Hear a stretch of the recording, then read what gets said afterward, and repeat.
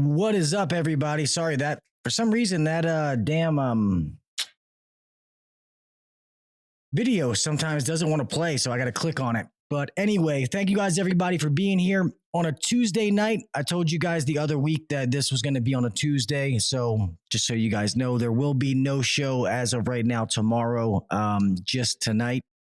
But we'll get into that later. I always start this show off by showing love to those companies who help make this podcast possible. I love Yellow Jacket, but they are not one of the ones I'm talking about. Guys, tonight it's about my friends over at Bluon, man. And you guys know that this partnership has been amazing. I absolutely love being partnered with them. I love everything about what they're doing. What they are giving to techs for free is actually, it's a steal. Any technician out there who does not have the Bluon app download on their phone, I don't know what's wrong with you. And you cannot give me enough excuses for me to believe it, because there is no good excuse. People say, oh, I tried to call their tech support and somebody couldn't help me. Bullshit. I don't believe it. Oh, I couldn't find a manual. Guess what? You probably weren't searching for it properly. You can't find a manual. You call them, their tech support, they'll help you find it. This is a resource for you, ladies and gentlemen, a resource. Okay. If you got a big ego, guess what? Nobody needs to know who helped you. You know, your company knows, hey, you got the problem fixed. The company's happy and you moved on. That's it. You learned something along the way. The whole point of these Bluon Tech Support episodes is for you guys and gals out there to realize the people on the other side of that phone, that they're they're real people. They're awesome people and they're knowledgeable. They know what the hell they're doing. They're just like me and you. They just happen to be doing tech support right now. All right. Bluon is a resource. The manuals, the free tech support, 365 days a year, 24 hours a day, no matter what brand you're working on. You don't have that anywhere else in the business. Doesn't happen. Can't find it. Good luck. Good try. The other thing is going to be what they've done with their app. And as far as finding parts, you can go in there and find a part, see if it's in stock, get a quote on it.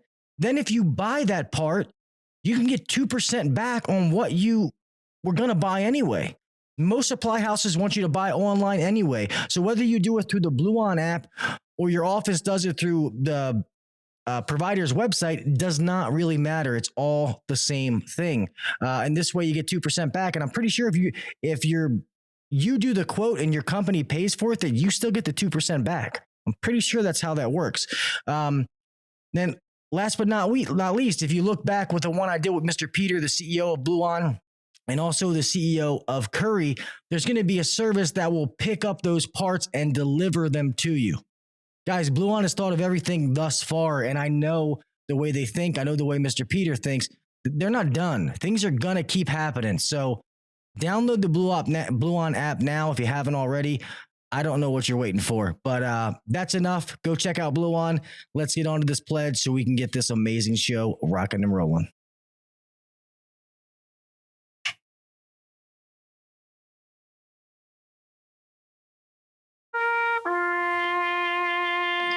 I pledge allegiance to the flag of the United States of America and to the republic for which it stands, one nation under God, indivisible, with liberty and justice for all. God bless the United States, and thank you to all those men and women who defend it.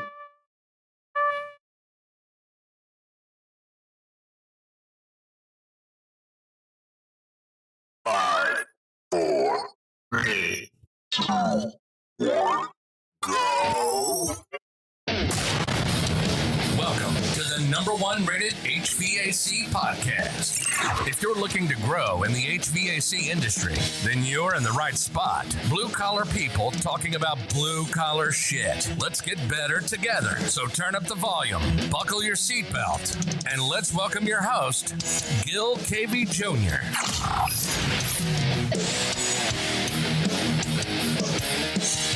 What is up, everybody? Welcome back to the HVAC Uncensored Podcast. I am your host, Gil KV Jr., here for another episode here on a Tuesday night, not Wednesday night, but it works out great. Guys, another amazing show. I said this a little bit when I was doing the sponsorship read, but the whole point of doing these Bluon Tech Support episodes is so you guys see the amazing people on the other end of these phone calls, the people that I've been able to meet and actually see their faces, be able to put a face to a name. Cause maybe you call in and you get a Dan, you get a Nate, a Mark, a Vinny, whatever it is. And you're like, oh, I talked to him when I called in. That's the point of this. They're real people who know what the hell they're doing, who are there to help you 24 hours a day.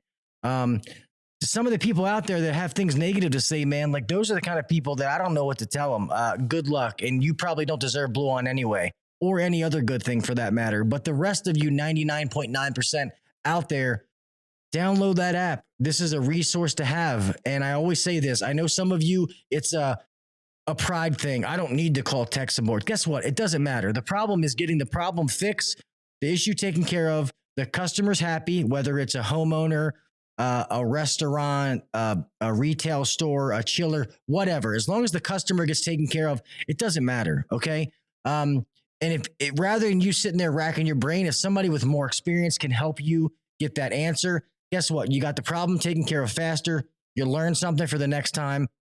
Customers happy, win-win, move on. All right. It's that simple. But I'm going to stop running my mouth. And guys, I have two awesome Bluon members here tonight.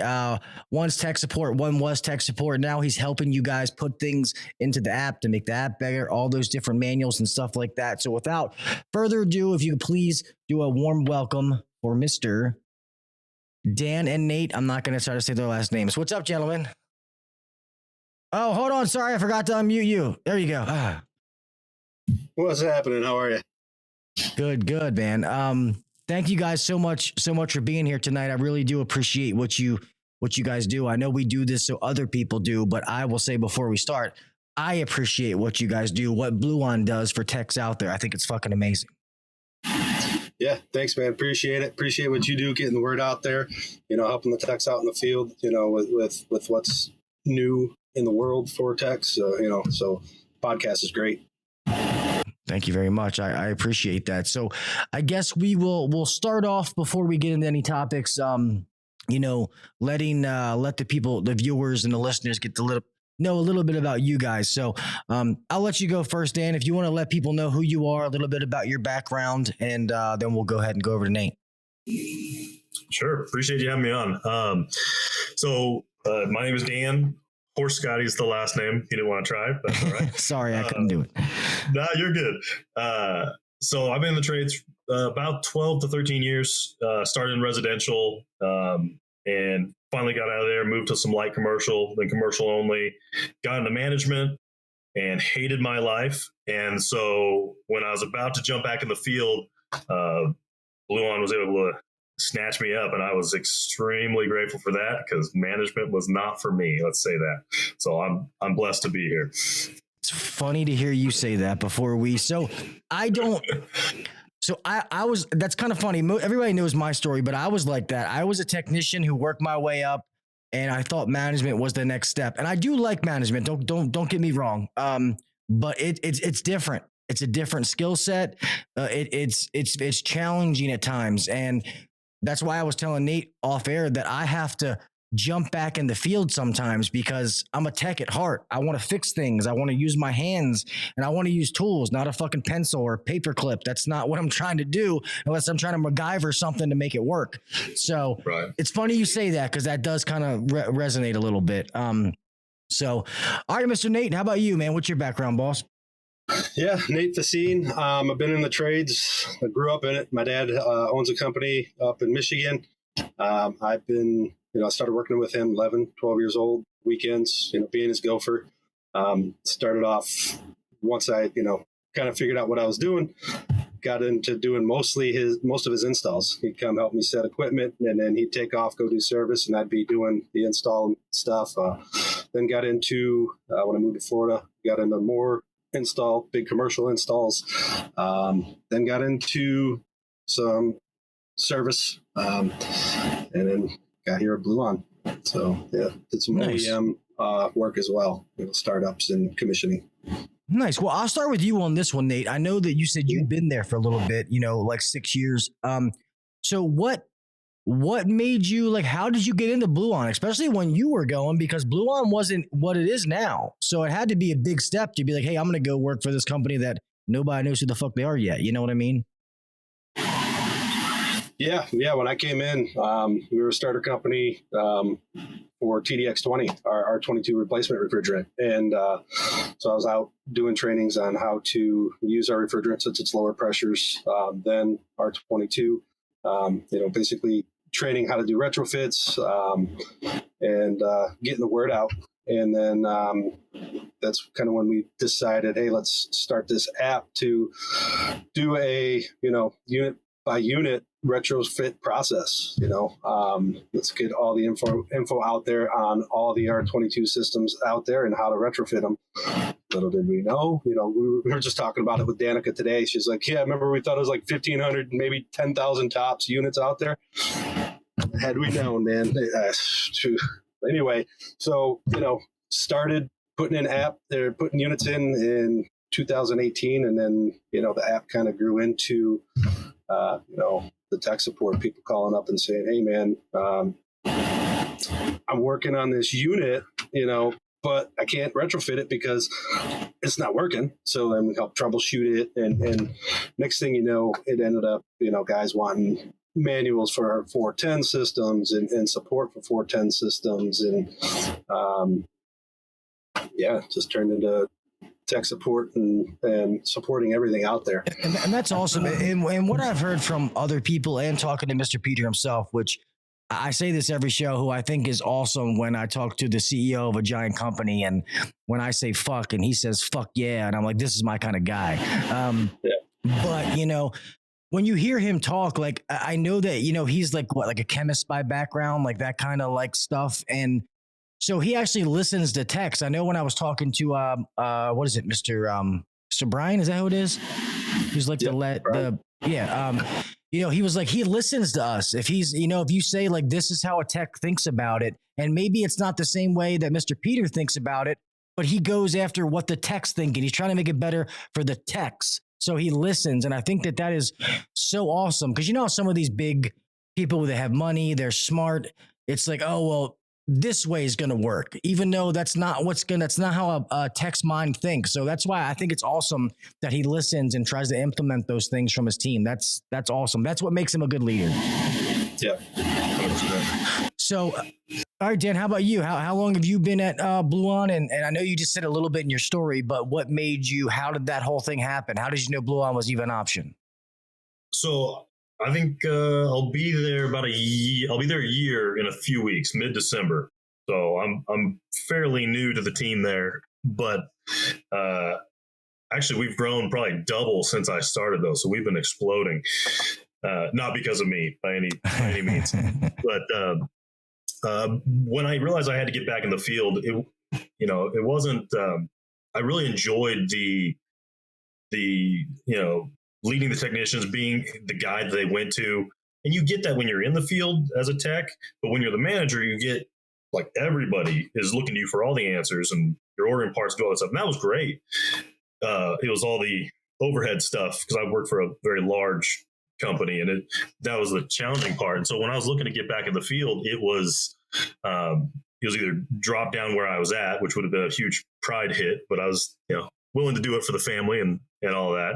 But, and then I saw Bluon was hiring on LinkedIn. And I thought, man, well, why not put my hat in the ring and went from there. That's awesome. It's amazing because this is the best part, in my opinion, is just helping other people, and it's doing a trade that I love that's supported me and my family for all these years. So it's the best of both worlds. I agree, man. That's why I podcast, trying to give back to a trade that I'm able to live the life that I live because of this industry. And me and Nate were talking about it before you hopped in off air, is I want the younger generation to know about this, that you can make a good living doing this, that I don't want people to feel like, oh, I was going to be a doctor, but I settled to be an HVAC tech. Like, I want this to be somebody's dream, that, it's not just their dad doing it, which that's fine. I hope their dad does it, but they see a neighbor and they're like, dude, that guy's he's always got hot bitches with him. He drives nice cars. You know what I mean? And not to be disrespectful towards women, you know what I mean? But, you know what I mean? I want people to see that and think that life is cool, because it is. HVAC has made a lot of silent millionaires over the years that you just don't know it. So Yeah, I definitely want to get that out. Let me ask you this. So I've asked a little bit some of the other guys, and whichever one of you can start. I guess I'll let you start, Nate. Just that way we're not talking over each other. Can I go back to something before real quick? Of course. A note you made about this industry. So I know for the first, 8 years or so, pretty much all my residential side, I have a son, and I did not want him doing HVAC because of my experience in the trade. And, once I moved to a different part of the trade, I realized how rewarding it is. And so I just wanted to get it out there. If you're in this industry, you're not enjoying what you're doing, there's so many more avenues within the HVAC world. There's some place for you to fit that you're going to love your life. Like, there's so many different opportunities. And so if you're in a little niche that you don't like, if you don't like the residential, if you don't like refrigeration, if you don't like industrial, whatever it is, try a different side of it. There's so many opportunities. You're going to find something you love. And it's, like you said, financially it's rewarding. But then if you're enjoying it, it's even more rewarding internally then. Yeah, and there's so many different sides to this, and one is not better than the other, or one's right and one's wrong. And I know in the trade we have that, commercial versus residential, industrial versus commercial, installer versus service, but it really, they're all needed. And I don't want to feel like a broken record when I say this, all these different shows, but I have a friend who I went to trade school with that he had a connection because of his dad. He went to HVAC school and he works for hospitals fixing dialysis machines because apparently it's something, the pressures are something similar. And dude, this guy makes a fortune. He's still doing it like 20 something years later. And I'm like, bro, hook me up. Like, what the hell? Saving lives. That's awesome. So cool. He travels all over the place, and it's like, man, you never thought like doing this would get you into that kind of market. So I love this industry. And, it's funny because I used to ask the question too, like if, and I get it when you say, hey, if you weren't doing this, what else would you be doing? And it's always cool to have that, but I don't want to say it like, oh, what would be your dream job? If you weren't stuck doing this, you know what I mean? I want it to come off the right way. We all have other passions, other things that we do. That's fine. But I do love what I do every day. So I get up and go to work, and I don't have to be like, oh, fuck, it's Monday. Oh, no, TGIF, it doesn't matter. It's like, oh, I don't get to go to work today. That's cool. I'll spend time with the family. Yep. But let me ask you this, and I'll start with you, Nate. What are the kind of standards that they set for like tech support guys? Because I know there's like some training, some things you have to pass before you get it. Like, so some of these people know that not just like, some schmoes like, hey, I want to be a tech support guy, Yeah, no, we say here, the top 1% of the 1%, right? So it starts off, they go through a couple of different people just to make sure, first off, before anything happens, that they are a fit, as far as their personality, attitude, and then end up, talking with Brian, and Brian will ask them some technical questions. And, it's changed a lot since I, came aboard, because obviously we weren't hiring for tech support.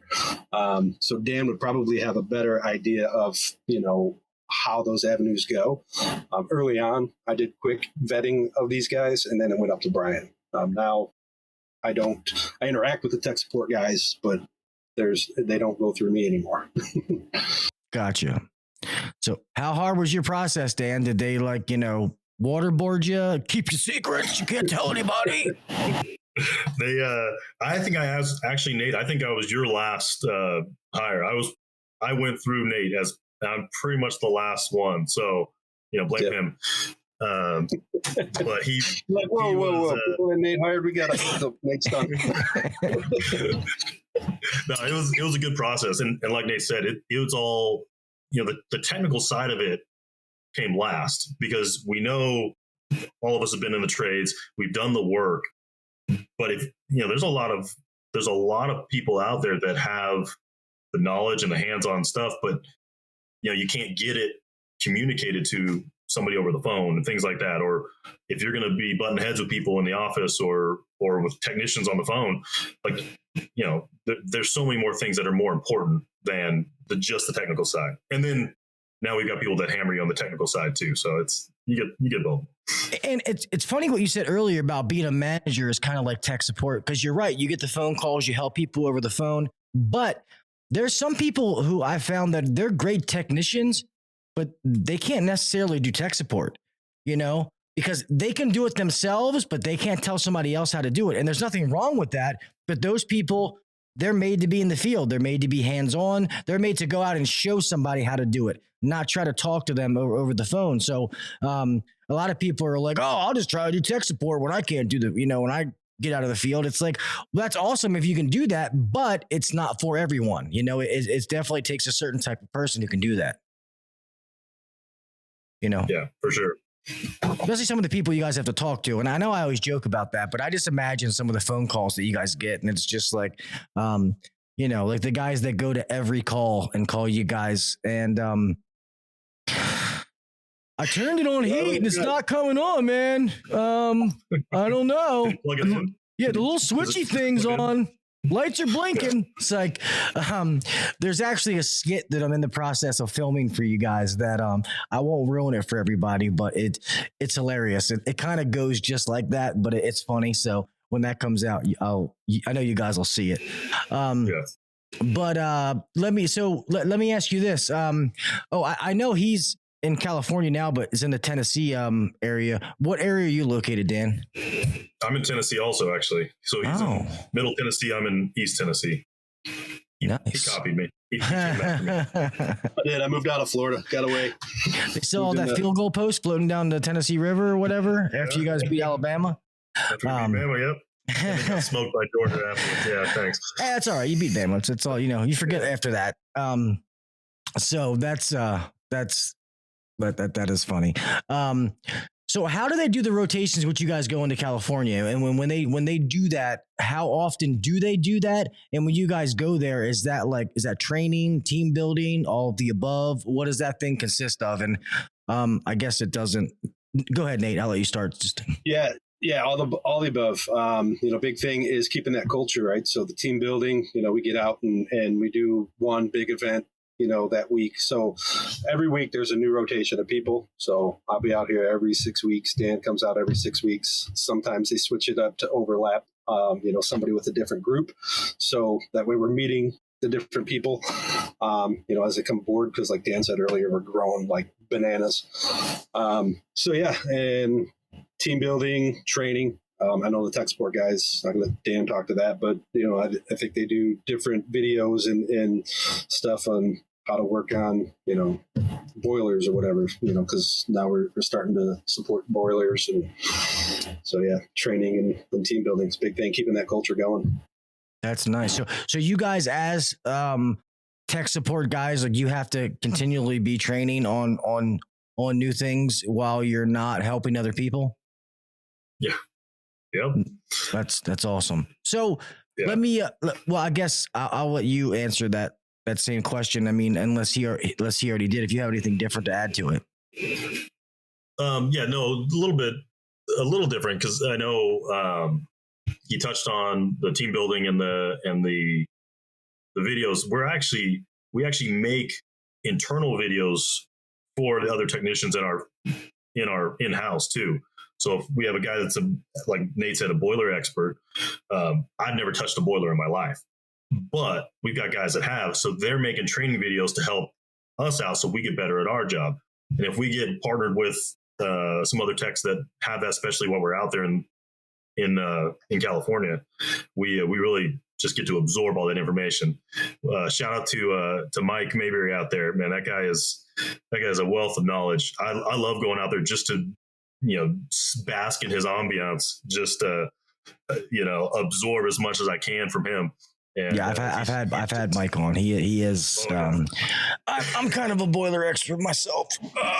Just saying. So, no, I'm far from an expert, but up here in the Northeast, outside of Maryland, like we definitely see boilers. Back in the day, we used to do hot water boilers, oil, steam. We don't touch any oil here anymore. It's gotten to the point where most of the places who deliver the oil, they want you to have the service plan through them. So it just makes sense. You need a whole nother set of tools. Oil sucks. I just don't want to fucking do it, to be honest. And then when it comes to steam, they're not really teaching steam boilers in the schools around here anymore. A lot of the younger guys don't know. So when it comes to steam, it's only me and my senior tech who knows, and I'm not going to accept calls based on two guys' experience. It just doesn't make sense. So plus I'm not even supposed to be in the field every day. So we don't take steam.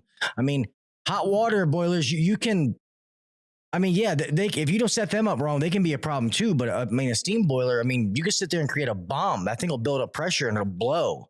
And all of Baltimore City, most of these older Northeast cities, in the heart of the cities, they're all steam. And they're rough. Like you have to know what you're doing because it's not a brand new fancy steam boiler. This thing's older than you are with shit that's not supposed to be on there. And, so it's definitely, I love learning that kind of stuff though. And that's one thing. And this is another thing. I feel like I repeat myself a lot, but I love learning new things. And now I love in the position that I am teaching the techs that work for us. Because I always say this, Mr. Jim Bergman always says, you don't really know something, you have to teach somebody else. And it really makes me like, before I know, like plan a lesson or a service meeting, if it's not something that I know 100%, I read up on it, I learn, I watch videos or whatever it is. So I'm making myself better to be able to teach them. So that is a pretty awesome part that you guys get to do that. On a day-to-day basis. Let me ask you guys this, as people who came to be technicians, I guess I'll slide this more towards you, Dan, is being a guy who's a technician out in the field every day. How is it working from a computer? So you're still involved, but you're not involved. So, I mean, how is that transition? It's an odd transition, but it's fun because it's a whole different set of, I guess skills would be what you'd say. But like, I find myself, I'm transported to that rooftop or to that basement or wherever these guys are. I remember a time sitting there we have these little booths like Nate's sitting in right now. And I was staring at a furnace that we were working on. And then somebody walked right into the furnace and I caught myself.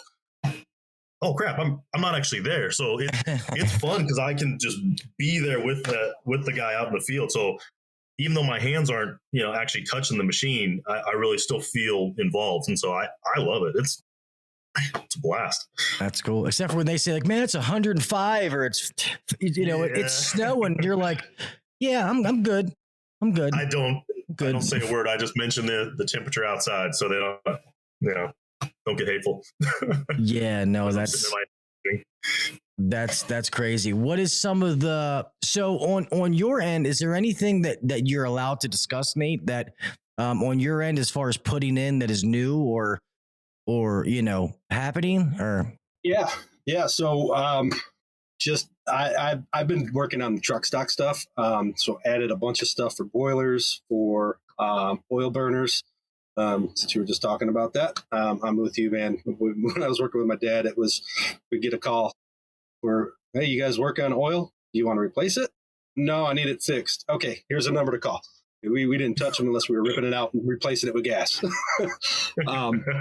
But yeah, no. So we added a ton of stuff in there. The truck stocks. We did not forget the installers. Like I said, I started off mainly as an installer early on. Ductwork, pipe. Grills.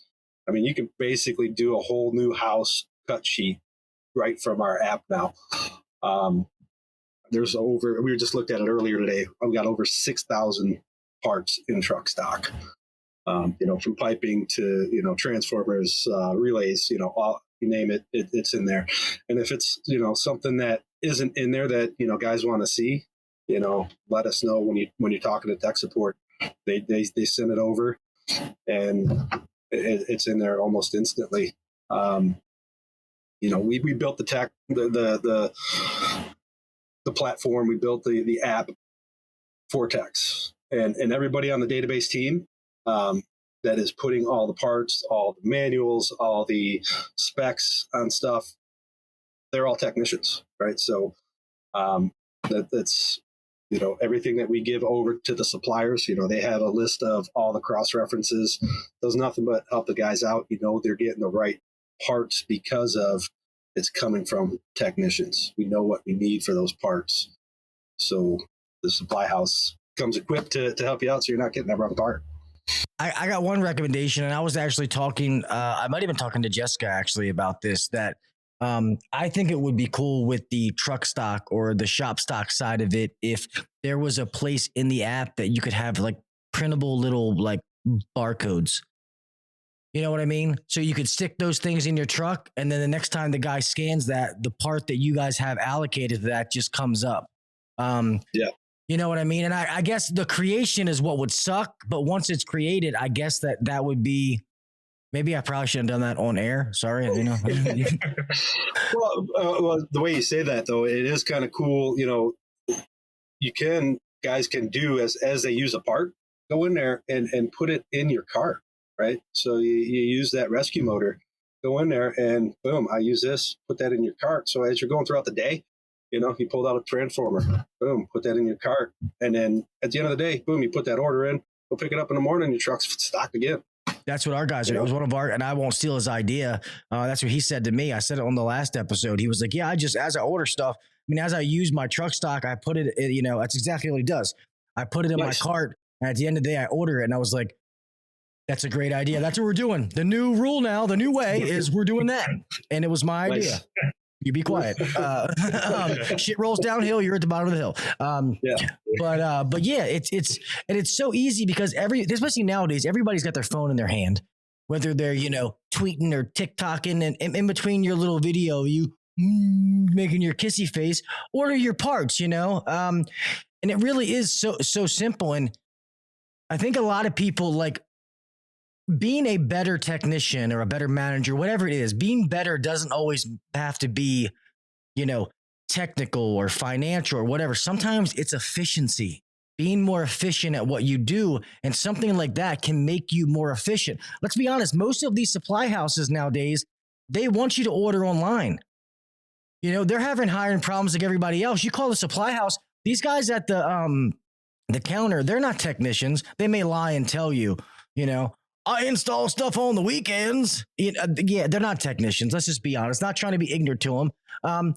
But they're not going to tell you how to fix it, you know? So they rather you an email or however their orders come over, 6-1- blah, blah, blah, 4, blah, blah. You know what I mean? It makes it easier for everybody. So like I said in the sponsor read, whether you do it through the Bluon app or through their website, doesn't really matter. But through the Bluon app, you're getting some money back. And I saw you guys shaking your head. Was I right? Like, if their company's involved and they place the order, that the tech is the one who gets the 2% back, right?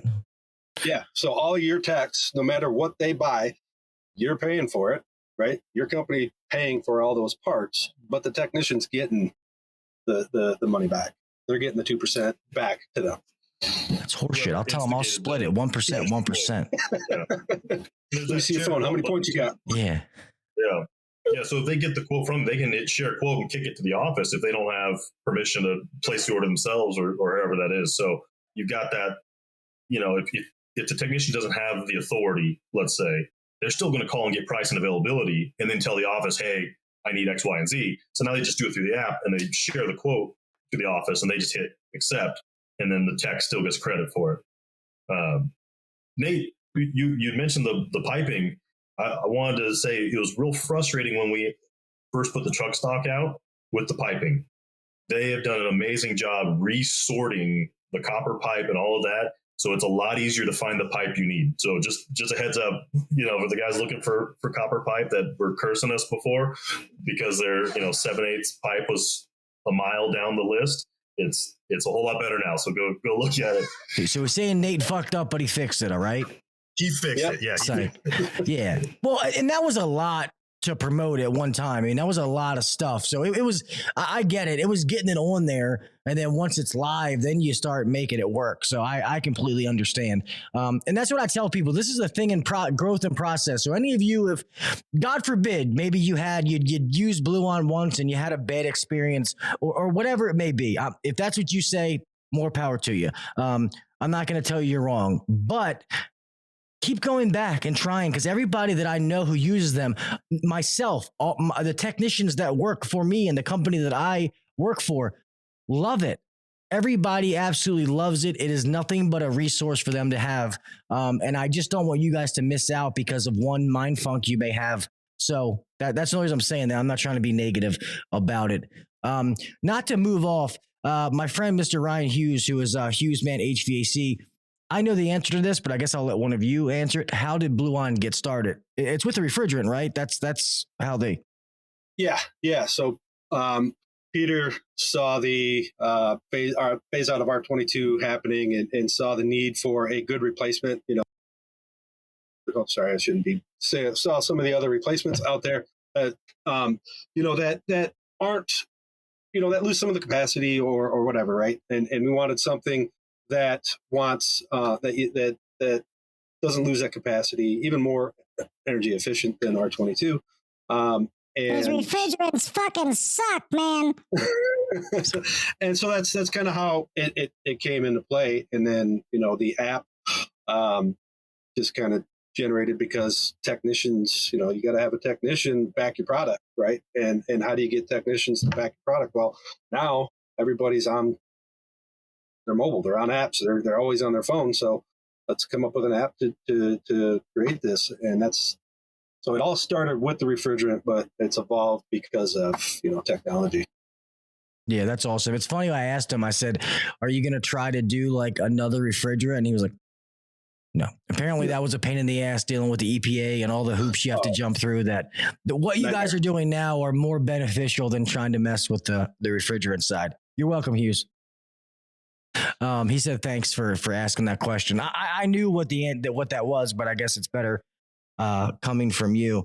Does it work through, some of the questions. Does it work through school districts too? I guess it's whoever you buy your parts from, buddy. So if you buy your parts from one of the supply houses that are on the list, then yes, it doesn't matter who's doing it. I do know that one of the only things that we have, just playing devil's advocate and playing both sides of it.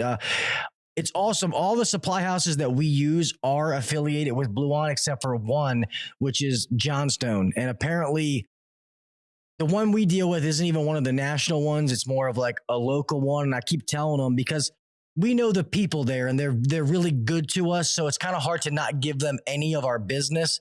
But I tell the guys for the rest of the stuff, the truck stock, the little things, go ahead and do it through the Bluon app. And then it does it through Ari Michaels, which this is where their home base was, where they started. So they're all over the place here. Yeah. So Johnstone's, they're franchises. So some have it, some don't. I would think eventually that they're all gonna. So, but the only thing I could say is, hey, just tell them, man, it's going to help them, the counter guys. It definitely helps those guys a ton, because we give these guys the parts lists for units, so they can get a cross reference for another OEM that they don't carry, they're not a rep for. And we give them, well, let's face it, you got maybe 10 motor companies. Most of them are made by one or two anyway. Yeah, each other. Exactly. And so with that few manufacturers of motors and hundreds of different manufacturers of equipment, they're the same motors back and forth with just a different part number on it. So we're giving these guys part for, hey, you've got this motor sitting on your shelf, just sitting there collecting dust. Yeah, it does work for that other OEM that you don't have parts for, but you got it. So we're moving, we're able to get them to move their inventory, right?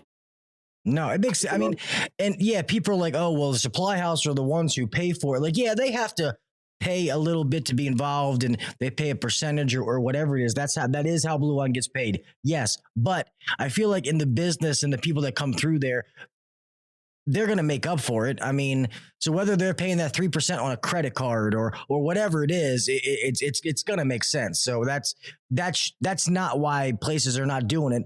Like Nate said, a lot of them probably just don't know about it. They don't know that it exists. If enough of their customers, supply and demand, enough of their customers say, hey, we would love to be able to do this through the Bluon app and be able to still do business with you, they're going to be like, okay, let me figure out what the hell this is and blah, blah, blah. Somebody just asked a question. Hold on. I don't know. The one guy in here keeps asking questions about why about Bluon. Tony, I don't know why you got booted, man. Yeah, I mean, for them to boot you from their app, you had to do something to get booted, man. I'm not gonna. He said, "What if they booted you from the app?" It had to be for a reason. So I'm not gonna touch on that. But R134A Hole asked if 290 is propane. That's more is propane. That's more pure and no added odor. Why so much per pound versus regular propane? Okay. Well, if you're a wholesaler, you shouldn't be buying it per pound. You should be buying it per bottle. So refine your question a little bit. Are you wondering why it costs more than like a tank, like a grill tank of propane? Is that what you're trying to get around to? I think that's what he's trying to ask. Because there's more than just propane in it. Yeah.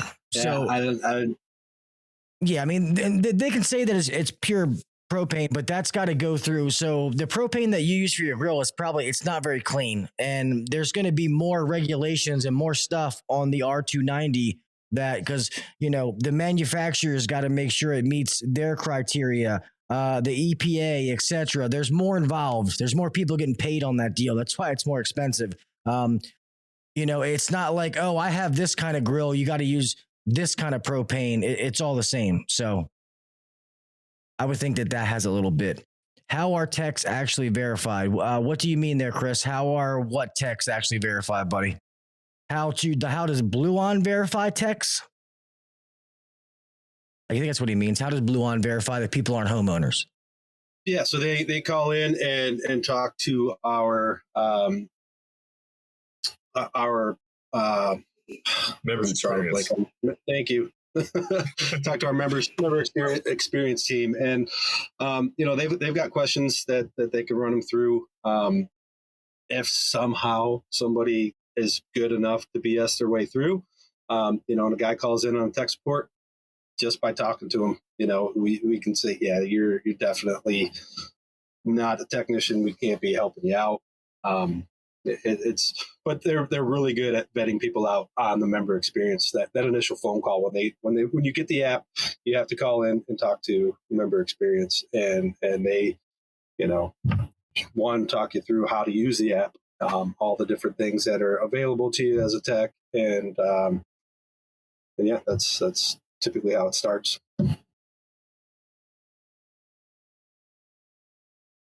I was going to say, because some guy said that he was never verified. I don't think that I was either. So let me say this, Chris, maybe you can get through to get the app and get into the community. And if you're not in HVAC and you get into the community, I don't know why you would want to be there. But I think that if you called and tried to do tech support or something along those lines, they're going to realize that you're not. He said, our homeowners buying through the app. No, because they also don't have an account with the supply houses. Yeah. Like that relationship never changes. If you're Joe Blow off the street, you can't walk in and get a part from the supply house. You can't use the Bluon app either because they don't know who you are. So the supply houses still have to verify that you are who you say you are, work for the company you say you work for. So none of that ever changes.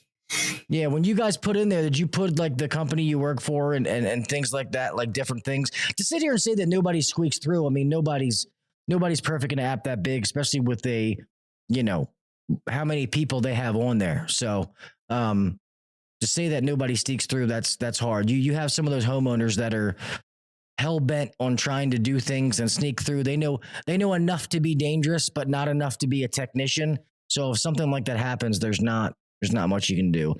We have another question. It's a whole lot less than it used to be too. It's getting better and better. My friend Hughes said, he's like, I had to send him a blood sample. They soon found out the HVAC is in my blood. Question. I have never come across an ECM motor that was physically bad. It has always been the module that is bad. Has anybody come up with a universal module that plugs in to the 3 wires? I don't think anybody will. because like you just said, there's so many brands. There's a couple brands that make these motors, and they're not going to put themselves out of business. So some of these things are very similar, but there's patents on certain styles. Like literally the plug is the same, but this is a power wire, this is a neutral, this is a ground, and this company has it where this is the ground, this is the power. Like it's literally dumb shit like that. So you have some of those, what are they, like evergreen motors that are, you have the different plugs, and that's what it does. It adapts things over. So there is companies that do it. And normally you're right. ECM motors most of the time will be the module, not the motor. Just so you know, motors aren't designed to go bad. Compressors aren't designed to die. If a compressor died, something killed it. It was murdered. You have to figure out what killed it. The same with a motor. Static pressure, your ductwork's not sized correctly. Something killed that motor. It didn't die on its own. On those, the module is going to go out before the motor does. So that's why you're replacing that, not the motor. So I'm not tech support. I've had windings short out on an ECM motor before, and the module was still technically fine, but just replace it altogether at this point. Back in the day, they used to have, I used to work for a wholesaler, and we had blanks on those modules. They're labeled, part number -00, and whatever they needed, we would actually program it in house. I don't know if they do that anymore, but so, I mean, it was out there for a while where you can kind of have a blank and put in, as long as it's the same manufacturer. Yeah, no, I agree. And I agree that you should probably replace the whole thing.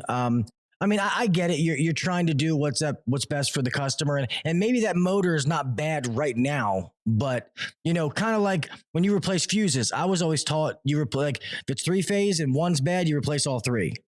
Because the other ones got stressed. It's just a matter of time. So that module may be what's bad now, but it probably stressed a winding. There's something else that's stressed in there. I mean, you can give them an option like, hey, I can just replace the module, or you should probably replace the whole motor. That way it's all brand new. It's under a new warranty, blah, blah, blah. So I was never a big fan of just running around replacing modules, but it's not my money. It's the customer's option. And especially since you're usually pulling the entire blower assembly anyways. Occasionally you could get the module off by itself, depending on the orientation, but most of the time you're pulling the whole thing anyways. So the labor is going to be the same. Well, yeah, exactly. And plus I have, let me not choke myself. Hold on.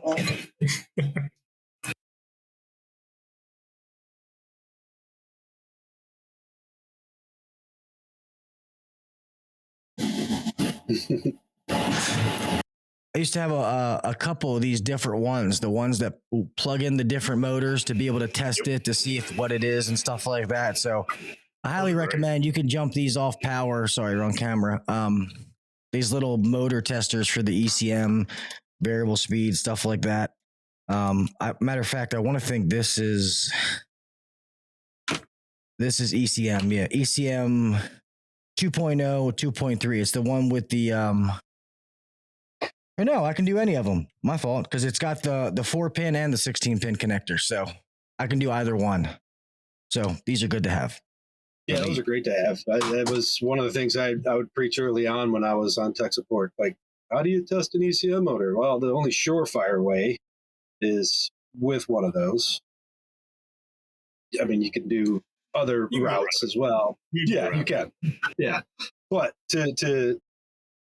to the untrained or the not as savvy tech, it's a very easy plug it. Just boom. Plug it. Push a button. And learn how to read a manual. Like, I mean, read the manuals and be able to read a wiring diagram. I think you can fake the funk in residential with not knowing how to read a wiring diagram, but you can't when you get into commercial and industrial. You have to. You can't trace out the blue wire. Okay, well, there's fucking 4,500 blue wires. I don't know which one you're talking about. So you definitely have to do that. But there's a lot of people, they're like, well, I got high voltage on it. It's not running. The motor's bad. I'm like, high voltage is always present. I'm like, the low voltage is what makes it start, stop, what speed it's running. I said, if you look at that little wiring diagram, it'll tell you what wire does what. Like you can, oh, I got power. It should be running. Oh, I don't have power. The board's not sending it, And I hate to say this, and I don't ever want to demean what we do, but being an HVAC tech, you don't have to be a brain surgeon. You don't have to be a rocket scientist. You really don't. Like it's it's having a little bit of willpower, a little bit of know-how to want to be good at what you do. And once you learn it and you really understand the theories of how things work, the sequence of operations and stuff like that, Ohm's law, how electricity works, AC, DC voltage, it's really not hard to do what we do. And maybe I was mechanically inclined growing up, my dad always said, so maybe that's why it seems easy for me and it's harder for some other people. But I feel like what really handicaps a lot of technicians is they learn just enough to be dangerous, just enough to get by, and then they stop. They stunt their growth, and they don't try anymore. Sequence of operations is huge. A lot of guys don't, they don't take time to learn that, and that's how I learned service early on. Is like I said, my dad would help. He would set the equipment, and he'd get out of there. I'd hook everything up, and if I fire it up and it's not running, I'm not calling him to drive 45 minutes to help me figure it out. I'm going to figure it out, right? And just go through that sequence of operation. And, I can figure anything out almost, within 35 seconds of that thing running, maybe a minute, depending on, how far into the sequence. And this was before I learned how to read a wiring diagram. Just knowing the sequence, you can get by in residential. People always say, what, IPIG? You know what I mean? You know what it is? IPIG, inducer, pressure switch, igniter, gas valve. Yeah, IPIG. It's one of the things they taught in one of the schools. Yeah. First time I heard that, they're like, IPIG. I'm like, yeah, fuck you too. What? Oh, sorry. IPIG. Oh, I know what you meant. Sorry, there's more questions in here. What is the most common question asked on the app? Do you find it to be basic questions a tech should know, or are there more technical? So you mean like inside of the app, like in the forum, the kind of things that people are asking? Is that what you mean? Because as far as I know, they're all different kinds of questions. There's different areas for different things. And they can range from a whole bunch of residential stuff to some guy working on a chiller. So that's different. What's up, Kraus? My last experience 2 weeks ago only sold me modules sold separately from motor. I don't know. I ran into that with Goodman where they were only selling modules and not the motor. Well, okay. Well, then your supply house sucks, Kraus. Because that's retarded. There should be a part number with them individually and with them together. So that's what I would think. I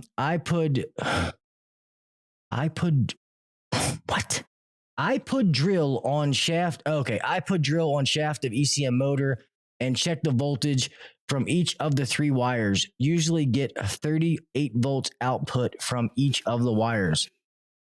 He's using it as a generator. He's running it backwards, making a generator. Yeah. I guess that's pretty neat. I mean, I've never thought to check it that way, but I don't. But he's pulling off the module and doing it at the 3 plugs. Yeah, I think that's what he's saying. Is that what you're saying? R134 hole? Yeah, I put a drill on the shaft of the ECM motor and check voltage from each of the 3 wires. Usually get 38 volts from each wire. Because it's a 3-phase motor, so I mean it is a 3-phase motor, so you'll generate electricity. So, but the only thing I'm wondering though is like, what does that serve though? What purpose does that serve? Your windings aren't. Yeah, I mean, you can just do a continuity test and tell your windings are you know what I mean? Yeah, and I'm just, hey, I'm willing to learn new things, man. I don't understand like the reasoning behind it, R134A, but I mean, it sounds cool. Now I kind of want to try to do it, to be honest with you. Everything is just sitting in the driveway and.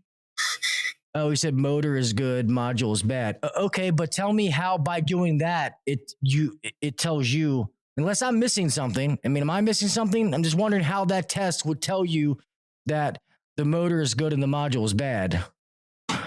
Because what if the board isn't sending correct voltage to the motor? That's why to the module. That's why the module is not giving it to the motor. You know what I mean? I feel like you can check the pins and see where you're getting power, or you can apply 24 volts to certain pins and watch the motor do things. And if it does, you know what I mean? You can do kind of things that way. But that's cool. I mean, I like that idea. I'm willing to old dog learn new tricks. All right. Sorry. I want to make sure I saw some people's if the vendor is charged 2% and then 2% is paid to the tech, how do you make a profit? Because I don't know if the vendor's paying 2%, man. I was just throwing numbers out there, to be honest, Tony. I could be wrong. Yeah, I'm not sure what our percentage is. We get something, and then we give some back to the tech. So yeah. Bluon does it. They're sponsored by Russia. It's all Putin. It's fucking Russian disinformation. And up until this point, we weren't even making any money from the app anyway. So we're okay giving most of it back to the techs no matter what. Yeah. Well, if anything, if that is the case and they get 2% and they give 2% back to us, that's all the more reason to use them. That means they're doing it for damn near nothing. You know what I mean? Or for the negative. So that's the point. Yeah, my group, and to answer somebody's question. So one of the guys, his name's Tony Todd. I guess he's had a bad experience with Bluon, but whatever, to each his own. He said, these people censor the technicians on their forum. Do they belong on uncensored? And I said, absolutely. They promote positivity with each other. And then, why doesn't Bluon plug your podcast like you do for them? Well, then you must not be a Bluon member, because they definitely do. I can't tell you how many messages have went around that have my face on it because people send it to me. They're like, dude, I opened my phone. I saw your ugly ass face. And a bunch of them guys are in here. So they'll tell you that that's not the case. They definitely do. Sometimes I feel like Bluon does more for me than I do for them, and they pay me. So, and then he said, what is it? Oh, why'd they boot me from the app? So, Tony, all I can say is this, man, I appreciate you asking your questions. You're being here. You're being cool and stuff like that. So I'm not trying to be a negative, but I'm not sure why they booted you. But from what I know about them is it's not like my Facebook group. To be honest, too much stuff goes in my group, and I wouldn't allow it. But because of my name, all right, we'll give a little recap here. I'll try to keep this short and sweet. HVAC Uncensored, the name of the podcast, came because it was supposed to be me and my original host giving our uncensored opinion about the trade. It wasn't HVAC Uncensored giving people a free pass to be a douchebag or an asshole and come in the group. But sadly, that's what it's turned into. And that Facebook group is never going to change. It's better than it used to be, but I built the community and built the group to help each other. Yeah, we can bust balls and joke and things like that, but not just shit on each other. And we try to limit it as much as possible, but it is what it is. So the stuff that happens in my group, yes, Bluon won't allow that. They're trying to create a community that helps each other, builds each other up. If somebody asks a question like, hey, I'm having trouble with this, somebody comes and helps them, not, oh, go fuck yourself. You should jump off a bridge. Like the stuff that happens in other ones. So yeah, if you're doing stuff like that, whether you're joking or not, they're not going to allow it. So. I mean, we've all started, we started off not knowing much, right? You learn as you go in the trade. And that's the big thing is teaching the guys. I wish Bluon was here when I first started. I don't have to call my dad. Hey man, this isn't working. If I could have been like, hey dude, I got this thing, it's not working, I don't know what the hell, and have somebody teach me that, and then I can, hey dad, this was all messed up and I fixed it. Look like I'm the man. Yep. But no, it's all about teaching the guys.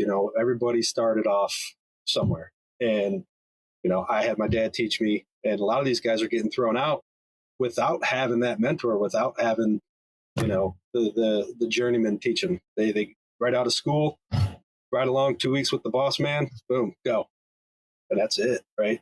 Yeah, because we're so short staffed, right? Not a lot of guys are getting into it.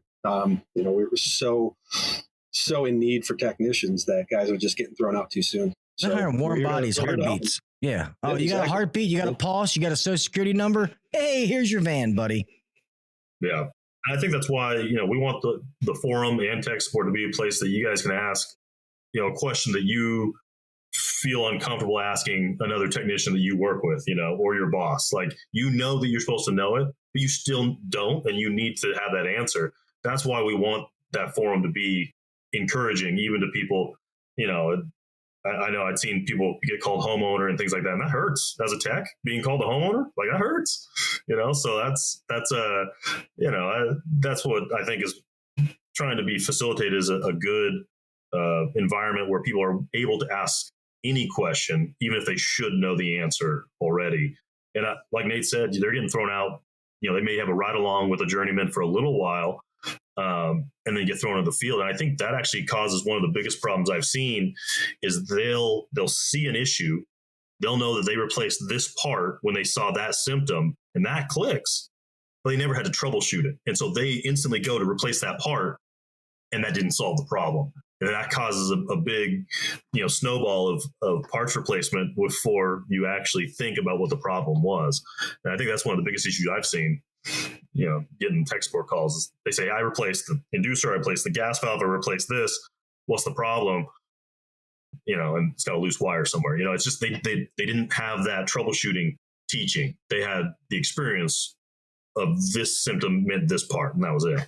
Well, and I agree. Some guys are getting thrown, they don't know. They're afraid to ask questions. Maybe they're new to a company. They don't know the other people, and they're afraid to call, like you just said, hey, I don't know this. And the guy goes, oh, you're a fucking idiot. Or the people, you know what I mean? So they get nervous. And guys, we've all been there. And what gets me is there's always been this, like, if you're really good at this trade and you know what you're doing, fucking help somebody else. Whether it's in person, whether it's online, use your knowledge to help somebody else. Pass it on.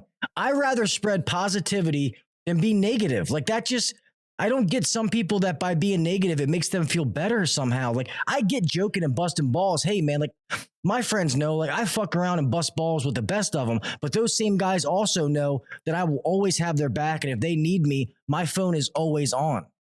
I used to do tech support myself when I first started this podcast. I would have guys calling me all the time. Rookie's not here tonight, but he's one of my good friends, another moderator. Rookie used to call me all the time. And he joked last time we did this. He was like, Gil used to be my tech support until I got to the point where I just couldn't take his phone calls anymore. So try to help and give back if you really know what you're doing. If you don't, then don't try to act like you know more than you do, because all you're doing is handicapping yourself. I tell the guys that work for us that if you don't know something, I don't care. I'd rather you tell me, hey, I'm really good at this. I don't know this, this, and this. Because guess what? We'll learn it. We'll figure that shit out together. But if you tell me you know something and you don't, that's not helping anybody. Now I'm going to send them on a call I think they can fix. They're going to be out there racking their brain because they're going to be like, man, my boss thinks I know this and I can't call him because he's going to be pissed. What do I do? It doesn't help anybody, So it's just, I don't know. Yeah, some of the best technicians know what they don't know, right? It's, hey, you can get in trouble thinking that you know how to do something when you don't. That's when you start breaking expensive stuff, right? I mean, we've all broke stuff. Breaking stuff. Yeah, that's where I was going with that. We've all broke stuff, but guess what? Didn't do it again, right? Learn from it real fast. And that's what I tell all of our people, that I don't care if you make a mistake, make new mistakes. If they call me like, Gil, I fucked up, I touched the wires together, I blew this goddamn compressor. Does it suck? It's going to cost me $1,000 for a compressor? Yes. That guy already knows he fucked up. Me shitting on him isn't going to help him any. It's like, all right, man, did you learn from it? Trust me, I'll never do that again. All right, man, order a new compressor and we'll take care of it for the customer. It's that simple, Yeah. And in this trade, it's from other industries. Like helping the guy coming up, he's not going to take your job until you retire. Like nobody's leapfrogging people. You're not going to lose out on anything. All it can do is help make you better, make your team better, make your company better, and that makes you more money. Like if that's your driving force, like there's no downside to helping the upcoming tech. Yeah, somebody put on here, said, too many people talking crap when someone is simply wanting to learn. Then he says most of those guys are job scared, and I agree, which is stupid. Guys, we are in demand. There is not enough of us. If you are good at what you do not have to worry about finding a job. And if God forbid you help somebody and your company thinks down, then your company's a bunch of fucking idiots and you probably should have left anyway. Because me, if I see another tech I see him helping the other team members and he's learning, guess what? I'm probably going to promote that guy at some point and be like, hey man, you're taking the role to be a leader. You're helping your fellow colleagues, your teammates. Like, here's a few bucks an hour, or you're a senior tech and maybe I can bring you in to do this. I'm going to see opportunities for him, not be like, oh, now this guy knows what you know. You got to go. That's just stupid. It's just not real. You might not get that really crappy job that you really don't want to get. It might go to somebody else who's not helping the other person. Yeah. You know, when that guy asked, he's like, hey, man, I really want to take off this Friday versus the guy who comes in an hour late and bitches all the time. It's like, he can have off. You got to work Saturday and Sunday too. Sorry, man. But thank God, I'm fortunate we don't have any people like that. So we've been blessed with a pretty good team. But I think when it comes to that, it's how you lead them has a lot to do with it. You know what I mean? Like we talked about earlier, not to sit here and, Mr. Peter, like, oh, Mr. Peter. But, it's kind of how he leads is, how Bluon, some of the leaders you have affects what Bluon is, you know what I mean? Like you guys go in the directions of your leader. And it's the same way when it comes to different companies is if they're led properly and like from the top, the owner, the service manager, the whatever the titles are, if they lead properly and have good people, then that's how you get good companies. They function properly. They work well. The culture's good. People want to stay, et cetera, Yep. Good leaders rely on their team, to push everything forward. Yeah. Not telling you have to do this, you have to do this. Hey, what should we do? Yeah. Right? That's a lot of what Pete does. Yeah. One of the biggest things that I learned when I got into management was, and I won't lie, as a tech, I wanted to get up there because, it's like, I want to be the boss. I want to be the guy in charge and blah, blah, blah. And once you get there, you realize, okay, now you're the boss, but they don't work for you. You work for them.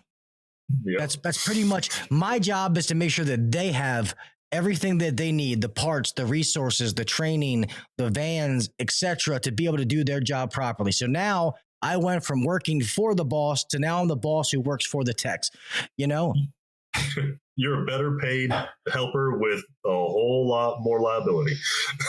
Yeah. I don't get to go home at night and be like, man, today sucked, but I'm going to take that out of my mind. Now I got to think about, okay, do we have the stuff we need for tomorrow? Is everybody going to be able to get their hours? All that kind of stuff goes through your head. Did we make money today? Are we going to make enough money tomorrow? You know what I mean? Like that's kind of stuff that goes through your head. So trust me when I say this, being the boss isn't all cracked up to be sometimes. I love what I do. If I could make what I make, being out in the field, which the sad part is I could probably make more being a technician in residential and commission. Matter of fact, I know I could because when I was a tech, I made more than I do now, thinking back on it. But now I have some of the perks as far as time. Like, okay, I need to be off by 4:00 to do something. Now that I'm the boss, I have the authority to be like, hey, I need to be home for this and blah, blah, blah. That's probably the only thing. But I don't have any hair to prove it. So the baldness went. But guys, we are 15 minutes. We are past an hour. So if you guys, Jason said we are busier than a dog with two dicks. Oh, that's funny. Guys, I'm going to go through. So if you have questions, please put them in all caps. I'll take questions for another couple of minutes and then I'm going to let these guys go. They've been working all day and then we're lucky enough to come on here. Still working. Oh, so just so you guys hear this guy, Chris Adams, is speaking up for the Tony Dodd guy, the one who apparently got kicked off. He said, I can say Tony Dodd actually helped people in the app. Did he break balls? Sure, but who doesn't? He wasn't toxic to all. So let's not portray him as that. And hey, and that's fine, Chris, if that happens. And if that's the case, sometimes when I kick people out, if there's a bunch of people in my group involved, I'll just boot all of them. So tell him to try to get back in or reach out if it's something he really wants to be a part of. If something happened where you should not have been kicked out, then say something to them. They're not a bunch of, they're not a bunch of Nazis. I'm pretty sure if they saw you were helping people, they'll let you back in, man. Yeah, reach out. Yeah, I don't know what no idea what the ins and outs of it was. So yeah, that's not our above our pay grade. Yeah. Best thing to do, play with the old equipment and experiment. I just replaced a PSC motor. It was for sure bad front bearing. Kept it and replaced the front bearing for $3. Good backup motor. That's awesome, man. So it sounds like you have a mechanical mind to do those kind of things. I have an old friend of mine who would take old boards and try to replace the resistors and stuff like that on them. And we know that if a board's bad, it's bad. We're not doing that, but that's cool that you have that mind to do that, man. It's therapeutic. Yeah. Adams Hurst says, Bluon is awesome. They've helped me with a communicating system for the first time a couple of weeks ago. And it was the easiest phone call I've had. Thanks, guys. So that's awesome. Good. So good. If you've had good experiences, keep going back. If, for God forbid, you say, I'm going to believe you. I find it hard to believe, but if you say you've had a bad experience, all I ask is keep going back, because I promise that experience is going to change. That's all I can say. I think that's one thing we didn't touch on is we look for feedback, especially with like the database. I get guys calling in all the time and they're like, I can't find this manual. I'll look it up with them. If that unit's not in the system or it doesn't have parts or anything like that, we have a form that I fill out or we fill out and send it off. And like Nate will have it in there by the next week. Like it's not always, no pressure, Nate, but like quick. We listen to the technicians, and if it's not in our system, like let us know. And if something screwed up with the app, let us know. If we're screwing up on tech support, let us know. Like we're responsive. Yeah. And I don't know if me and you talked about this off air, Nate, or if it was actually on camera, but I said one of the other episodes, I'm pretty sure it was Mark who was on here, who said that sometimes you can't find manuals, not because they're not there. It's because of the way you're searching them. Only put in the beginning of the family of the model. And a lot of times you'll find the manuals that way. And also, if you still do that and cannot find a manual, if you call tech support, they will help you find that manual. So, and let's be honest, if you need a manual, having a helping hand or somebody else on the phone just to give you, a second set of eyes or something like that, it's only going to help, so. Yeah. And then we can take it and we can put it in the app. And then the next guy who comes along for it, or you come back and a lot of times, these units are used in the same areas, right? Over and over. So you're going to run into it again, chances are. So you let us know it's not there. Boom, we got it there for you. Then you can go in there and if it's something that you use all the time, you can actually save that unit in the app. There's a function in there now where you can save it.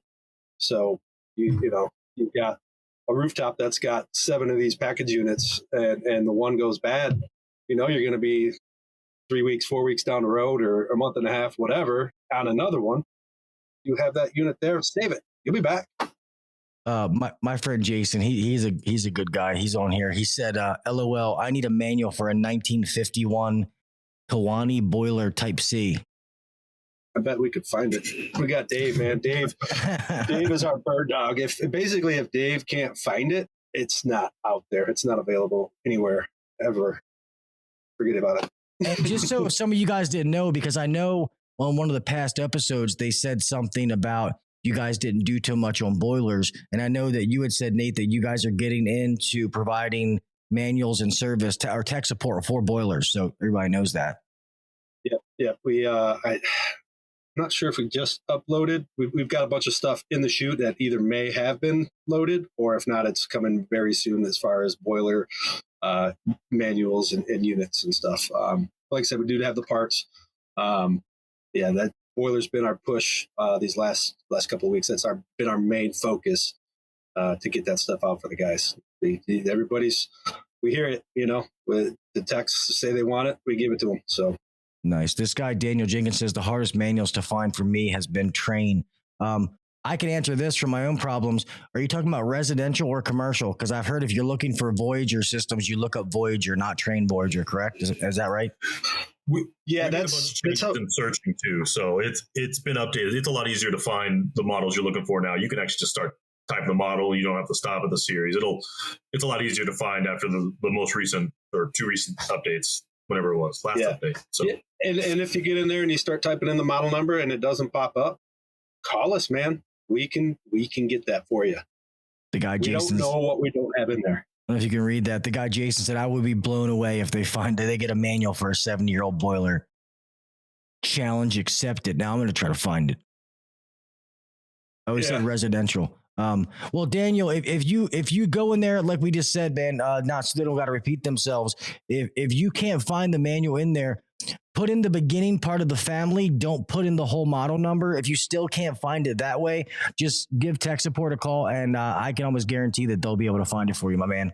All right, but send me his info and his and the boiler that he wants, and I'm going to see if we can't find it for him. Oh, awesome. Jason, you have my email, buddy. Email me, HVAC Uncensored@gmail.com.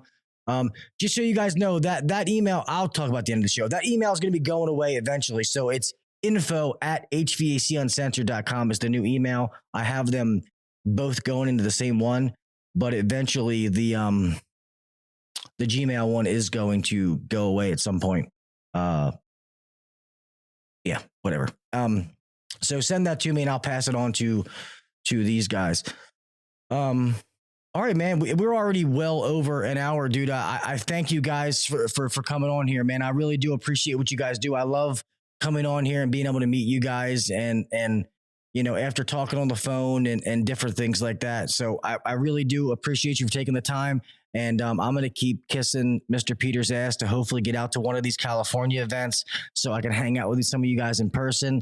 Do any of you get to go to AHR or anything like that? Or I have typically, I didn't go last year because we were doing a big push with our cross-reference stuff. So I didn't get to go to Vegas, unfortunately. I'm hoping to go to Atlanta this year.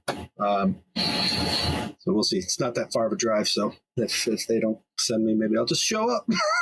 Well, that's nice. Come, because I'm always AHR, so I podcast live from there. So I definitely love to meet you guys in person. Plus, I'm trying to work out something here this year. Me and Jessica are in the middle of trying to do it where I'm going to be trying to podcast directly from your guys' booth. So nice. Yeah. So we're trying to get that in the mix now. But I love AHR. I've been to all these different ones, and some of them are fun. Don't get me wrong, but AHR is a blast because it's for everybody. It's for technicians, and you can't do everything there is to do there. You can't see everything there is to see there in the 3 days. You just can't.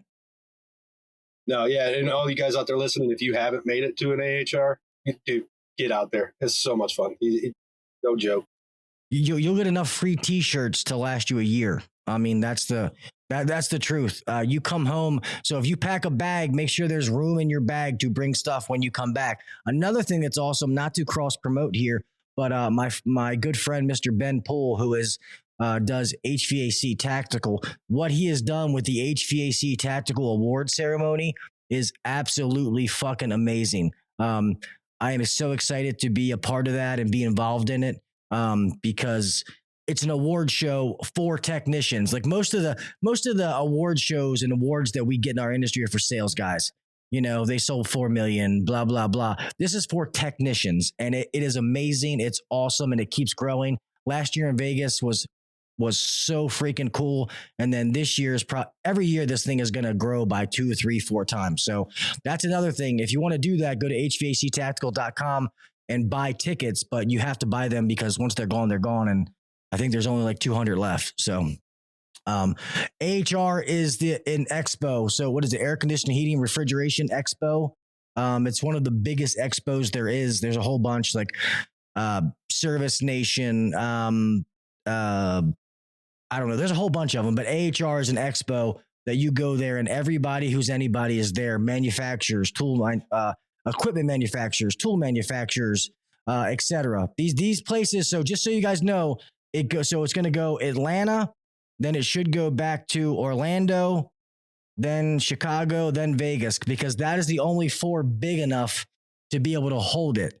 I remember Orlando standing in the middle of this like walkway, and you look to the right and you couldn't see the end. You look to the left and you couldn't see the end. That's how big these things are. So Nate's right. These guys are right. If you've never been able to be to one, please do. I'm pretty sure. I think it's almost like free to register, or it's very cheap. You just got to pay for like your hotel and stuff like that. So check it out. If you got any questions about AHR, if I can help, email me, hvacuncensored@gmail.com. Some of you who have been emailing me, I appreciate those. Been a rough last couple of weeks. It's like been down with the sickness in my house. Everybody's been fucking sick. So just know that's why.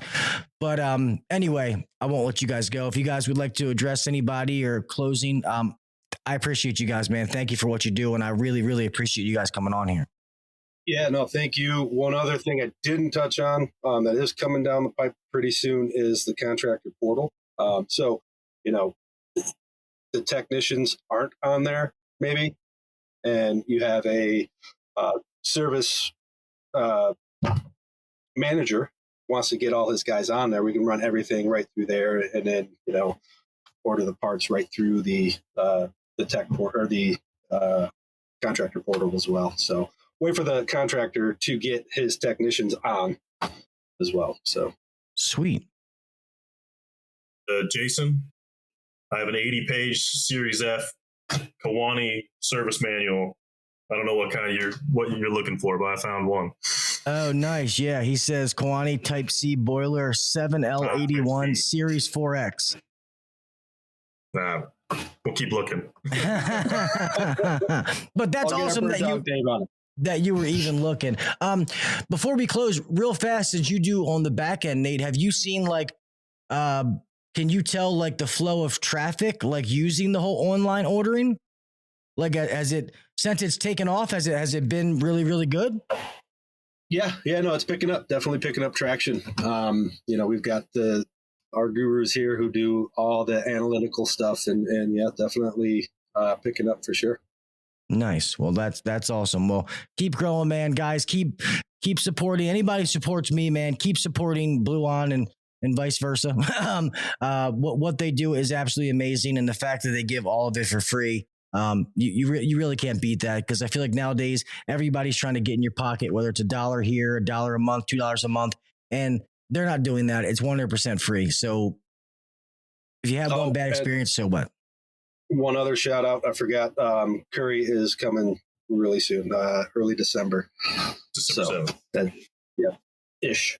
I'm going to get them to bring me like a compressor and a blower motor and be like, hey, can you stop by and grab me a sandwich? I'm going to start taking this out, Hey, they might do it. We'll see what happens. All right, guys, I appreciate you. Let me close this out real fast. So thank you guys so much for what you do. Thanks for being here, man. Thank you. Awesome. Yeah, no worries. All righty. Let's close this out, man. Guys, I love these episodes. And like I always say this, and why am I so far away? Let's just try to switch this camera. Just so you know, Todd, I appreciate you coming on here and giving your opinion, even though that it was, maybe some of your thoughts or opinions were negative towards Bluon, because that's fine. We want to take those things and they want to grow. Everybody wants to grow. But it sounds like you should definitely get in touch with them. Maybe a mistake was made or something was misinterpreted or whatever. So definitely get in touch with them and let them know. And they're awesome people. I'm pretty sure that'll get worked out. Meet these people. You talk to them. Sitting here talking to these guys. They're good guys. These are the people who are on the other end of the phone when you do that Bluon Tech Support. This is why I do this. I want you guys to know the people on the other end of the phone, the people in the background, the resources that you are getting for free. Guys, this is free. I'll be honest, for what they give, if they told me, hey, you had to pay for this $20 a month per tech, I would pay for it. I'm not going to, Bluon, but I would, you know what I mean? That's what they give you. I mean, seriously, sit here and think about it. When you call your factory authorized dealer for Carrier, Train, whatever your brand is, that's great when you're a factory authorized dealer, but you see other equipment. When you're not a factory authorized dealer and you call their tech support, they're going to tell you to go fuck yourself. Or it's going to be like, leave a message and someone will call you back, and they're not going to call you back. Or they're going to call you 2 months later when you're not even in front of that piece of equipment anymore. Bluon is going to help you. So this is Christmas, New Year's, your birthday, the Jewish holiday. They're there every day, 24 hours a day. You can call them. How many times you've been stuck where it's like, shit, it's 4:45. I got to hurry up and call tech support before they leave. You don't have that problem with Bluon. So what I'm trying to say, this is a resource that you all should use. And maybe some of you are going to, based on your technical ability, you're going to use more than others. And that's fine, but it's still there when you need it. They're there when you need them. That's what I want to get across. That's what I want you guys to know. All right. All right. Enough of me yapping my mouth. To everybody, some of you have messaged me. I'm sorry I'm slow getting back. Like I said, my house has been sick, trying to play catch up. Just so you guys know, so the podcast was tonight, no podcast tomorrow, and the audio podcast went out this morning. Next week, it's going to be out Tuesday morning, not Monday morning, because I'm actually going to this, it's like a men's retreat thing. Not really sure what I'm doing, but friend recommended it, so we'll see. I might drink the punch first and not come back. I don't know. We'll see. But yeah, so I don't get back till late Sunday night, so I won't have enough time to edit the podcast, so I will put it out Tuesday. just so you guys know in advance. With that being said, I appreciate you guys, man.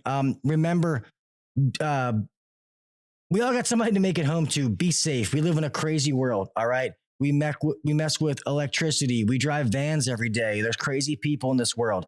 We all have somebody to make it home to. We want to make it home the same way we left, if not better. All right.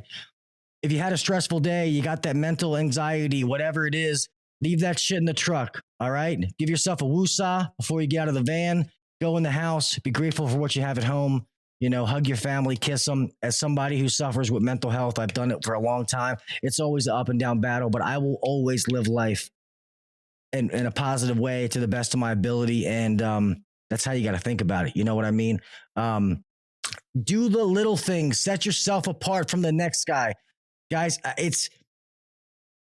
I hate people who are lazy and then bitch about things they don't have. All right. If you want something in life, then fucking go get it. There's no reason that you can't be where you want to be in this industry or whatever it may be in life. You know, between all the resources this day and age, between the interweb, the internet, podcasts, videos, books, you can learn anything you want to learn. So if you don't know, it's because you don't want to know. All right. So have that get up, try to be the best that you can be, do things to the best of your ability. And as techs, if we all do that, we're going to hold our standard to a higher level. And that way, these fly by night guys and people like that, they're going to start getting forced out because they're going to know that us as a brotherhood, as a sisterhood, between all these techs, that we're not going to fucking stand for that kind of shit. All right. All right, enough of me preaching like I'm, fucking Jesse Jackson up here. But I love you guys, man. I appreciate each and every one of you. Remember to follow the podcast and all the social media sites to stay up to date on things that I have coming. I have the giveaway that I'm doing, but to be honest, I'm going to put some more videos out because I think I did that and messed it up. So I have the Bluon, the Tech MCT Bluon bag. Bluon donated that, so that's going to be given away. I have 2 things from Yellow Jacket. I have the Makita drill set. So you have to follow me on social media. So that's going to be YouTube, Facebook, Instagram. You got to follow those places to be able to know what to do. So I'm going to put that out here soon. All right. That's enough. Thank all you guys for being here. Thank my moderators. I appreciate you guys. Stay safe. Have a good week. And until next week, I'll talk with you mofos later. All right. Peace. Thanks for listening to the HVAC Uncensored Podcast. Don't forget to check us out on Facebook and Instagram, or email us anytime at hvacuncensored@gmail.com. Now, get back to work. Shut this down. The views and opinions shared on the HVAC Uncensored Podcast may not necessarily be the views and opinions of our sponsors or guests. No, I don't use MySpace. That's like 10 years ago. MySpace sucks. All right, I'm leaving this time. Bye.